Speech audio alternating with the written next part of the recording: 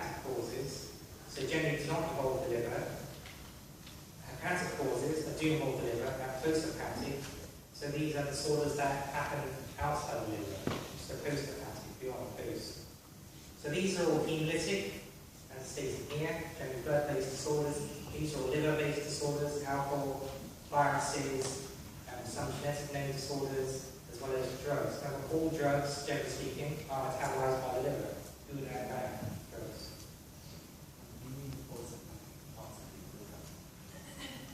Yeah, I'll show you a second.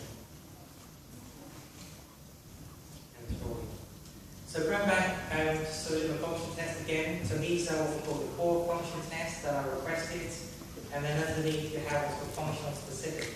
So it's only the albumin to the protein that are your actual main functional tests that will tell you how the liver is functioning.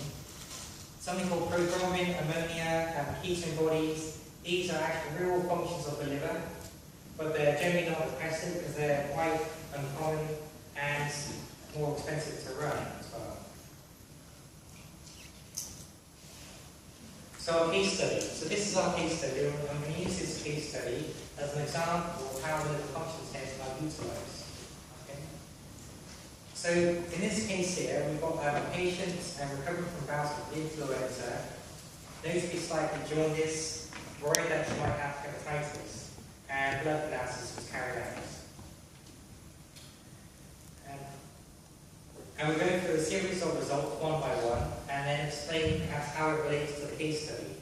So the first parameter we put up is bilirubin, it comprises of the function test, and the value that she obtained was 55 micromolar per litre, and the normal range of reference range is 3 to 20 micromolar per litre. What does that value tell you? It's higher than normal. Okay, so that. Yeah, it's higher than normal. It's higher than normal, and that also means it's an abnormal result as well. So it's higher than normal. And it's higher than normal because it's higher than the reference range, remember. And I'm going to jump to so this is a slide further down, but just to remind you, in terms of reference ranges, remember, that a reference range, remember, is derived, Steve will cover this in more detail, a reference range is derived on 95% of the population.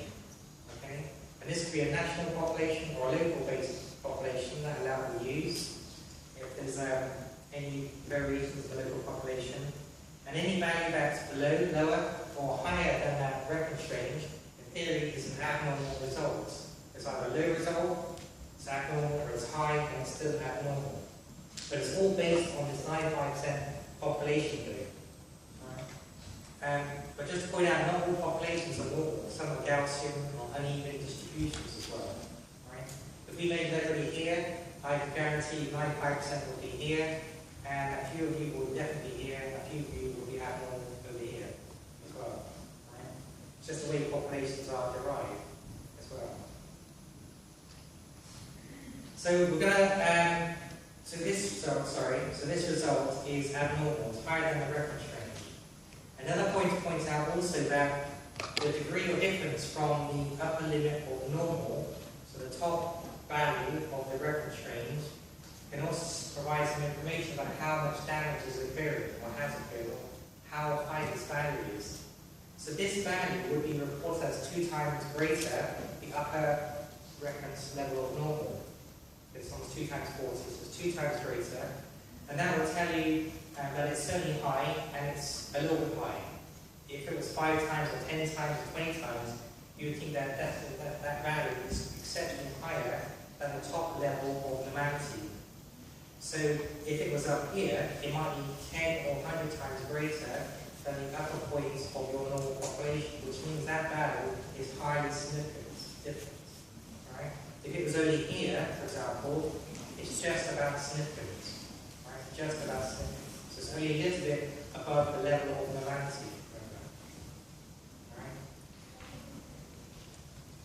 So we've got this unexplained reason of jaundice, and we're going to measure bilirubin in this case here. And bilirubin, I think I covered this last year, but just to remind you again, bilirubin comes from red blood cells that are broken down. So this is your red blood cell, hemoglobin, and when hemoglobin is broken down, you get bilirubin. So it's an product of red blood cells. End product of red blood cells. What's the half-life of red blood cells? The half-life of red blood cells. What did you say? No, higher. Just about. Yep, you're right, it's 120 days. So it's 120. So imagine every 120 days, the millions, literally millions of red blood cells you have in the body are being degraded constantly. So you are producing bilirubin constantly at a constant rate. And this is just a normal process that is secreted from the body. So it's broken down in the reticular endothelial system, or the liver as well.